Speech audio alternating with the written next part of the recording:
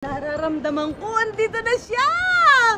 Susan, pwede na ba akong kumanta? What's up at welcome sa Pochok Lang. Sa channel po na ito, mahilig akong sumuri ng mga relo ng mga kilalang personalidad at magbigay sa inyo ng mas abot kayang alternatibo para kung sakaling gusto nyong gayahin ng kanilang estilo o di kaya forma, magagawa nyo po yan. Sa video po na ito, dahil September 1 na, ang pinakauna po sa mga Burr months, minabuti ko na tumingin ng isa sa mga relo ng kilalang singer na si Jose Marichan. Bago po tayo magsimula, napansin ko 92% ng mga nanonood ng mga video sa channel na ito hindi pa po subscribe. Kaya please subscribe to the channel. Hindi na po ako magpapaligoy-ligoy pa. Tara na!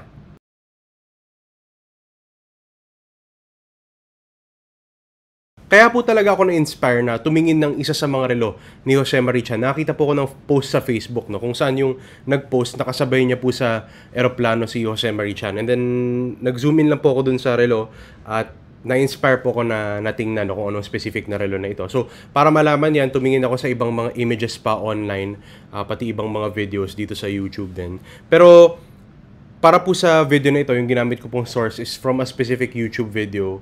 Nakasite naman po yung source niyan, no?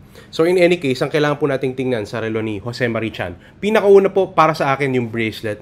Yung mga links po nito, parang 7-piece links sila na lahat yan. Polished yung finish niya. Tapos tingnan din natin yung hugis nung case, pati nung lugs. Tapos yung style po ng hands, no? They appear to be Dauphine hands. At dahil sa mga katangian niyan, tingin ko this is an Omega DeVille Prestige, no? But this specific version measures 36.8 millimeters in terms of the diameter. And fan po ako ng sizing na to dahil nabanggit ko na rin in previous videos, no? Mahilig po talaga ako sa classical sizing. So, ang relo po na ito, I think discontinued na to officially sa website ng Omega. It appears to be discontinued already, pero I think may mga boutique pa na nagbebenta niyan. Siguro po parang stock na inuubos na lang. So, itong relo po na ito, ang style niya is quite dressy, no? Ibig sabihin, mas pang formal occasions siya. And that really owes to yung polished na finish po sa case pati sa bracelet ng relo na ito. So in terms of the market value, I've seen this watch for up to 2,200 euros. Yan po ay naglalaro sa mga 150,000 pesos. At tingin ko po, compared to other celebrities na nakita ko na, even compared to politicians, mas mura po ang relo ni Jose Marichan when it comes to the market value, no? Pero nevertheless, I'm still a fan. Never naman po naging driver or indicator ng ganda ng isang relo ang presyo lang, no, or ang market value lang. Pero syempre ang 150,000 kung abot kaya po yan para sa mga artista, mga ibang mga personalidad, para po sa mga ibang tao, napakalaking halaga po niyan. So I had to think of alternatives at ang pinili ko pong alternative sa specific na case na to, dahil ito lang naman ang titingnan natin na relo, dalawa po, no. So ang pinakauna po would be from Seiko, ang SPB 521 po. So ang relo po na ito, ang sukat nito is 36mm. So maganda rin yung sizing niya, very close to the sizing of the Omega na I think suot po ni Jose Marichan, no, in this specific case. Pero may kamahalan pa rin po ito, nasa 57,000 pesos ang retail price nito. But kung bibilihin nyo po physically in store, I think makakakuha pa po kayo ng discount, no. And I really like this watch. It's actually one of the watches I'm seriously considering purchasing, no. Pero kaya ko po napili ito as an alternative would be because of the bracelet style primarily. So 7-piece link bracelet. It has a similar simplistic dressy style, pati yung plain na dial color. Bukod po dyan, yung concession naman would be the movement, no. It's probably inferior to the Omega, but it has a longer power reserve at 3 days. Yung pangalawa po na alternative ay yung mas mura or mas affordable na option, no, which is the Casio.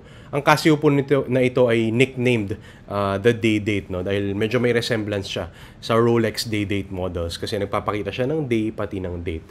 So ang relo po na ito, kaya ako napili because of the multi-piece links on the bracelet, pati yung simplistic style niya, no, at yung kulay na rin nung dial. So ang relo po na ito retails for 5,300 pesos and measures 35 millimeters across. Although ito pong relo na ito, when it comes to the concessions, definitely the level of finishing will not be on the same standard as the Omega. Tapos bukod po dyan, quartz yung movement, and then yung bracelet style niya po is the integrated bracelet style rather than the traditional style. Pero if you're just going for the look, I think both the Seiko and the Casio are good options, and sa specific na case po na ito, no, binigyan ko naman kayo ng dalawang options. So I think there should be some flexibility in there, lalong-lalo na kung nasa mood po kayo for Christmas, no, at gusto nyo pong gayahin yung style ni Jose Marichan. Ayun! Nakita na tayo ng isa sa mga relo ni Jose Marichan at nakapagbigay na po ako ng mga alternatibo. Kung may iba po kayong alternative na isip na mas angkop, please let me know in the comment section down below. Kung nagustuhan nyo po ang video na ito, please do hit the like button. At kung trip nyo po ang ganyang klaseng content, pagsure sa mga relo ng mga kilalang personalidad at mahilig kayong manood ng mga watch reviews, please subscribe to the channel and hit the bell icon. Yun lang po. Maraming salamat sa oras ng panonood. Laters, yo!